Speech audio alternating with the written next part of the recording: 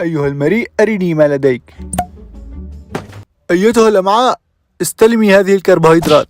حسناً أيها الكبد استلم هذه السكريات. رائع. استلمي أيتها العضلات. هي أحضر لي المزيد. هيا. حسناً المزيد من الكربوهيدرات. تفضلي يا عضلات. المزيد أريد المزيد. أيها المريء.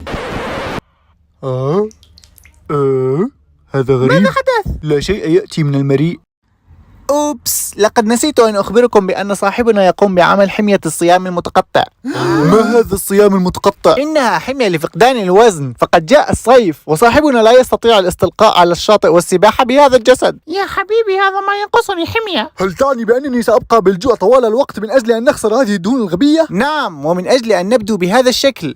لكن لا تقلقوا، أنا سأعتني بكل شيء، سيكون كل شيء بخير. أيها الكبد، هل كل شيء بخير؟ كل شيء ما زال بأحسن حال. أنا أستخدم مخزون الجلايكوجين لكي أغذي العضلات. تفضل أيها العضلات. نعم أريد المزيد. ممتاز. الوضع سيء أيها الدماغ، لقد جاء الجوع وهو يزعجني بأصواته. إنه يخبرك أن تعطينا أي شيء حتى لو كان قطعة خبز صغيرة. مستحيل. اصبر قليلا وتحمل، أنت أقوى من الجوع. فكر في الهدف. لا كرش شاطئ رشاقة، لا كرش شاطئ رشاقة، لا كرش. أيها الكبد، ما هي الأوضاع؟ كل شيء على أحسن ما يرام، ونحن مستمرين في حرق الدهون بأقصى سرعة لدينا. رائع. كل شيء يجري كما خططت له، وقريبا سنحصل على الجسم المثالي. يا إلهي، ما الذي يحدث؟ لقد أخبرتك، هذه من آثار الجوع الذي تريدني أن أتحمله.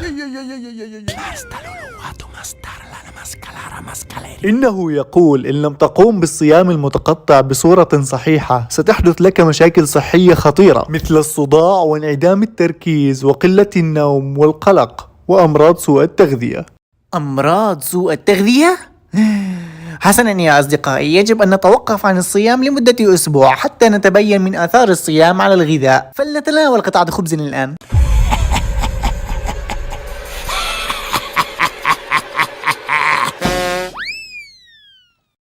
كم هي جميلة الحياة دون الشعور بالجوع.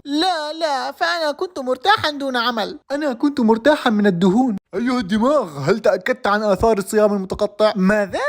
أوبس، لقد نسيت تماما. وقد أخبرتني حبيبتي أنها لا تريد رؤيتي على الشاطئ بملابس السباحة، لذلك لم أعد أهتم. يا إلهي، سترجع الدهون مرة أخرى. يا إلهي.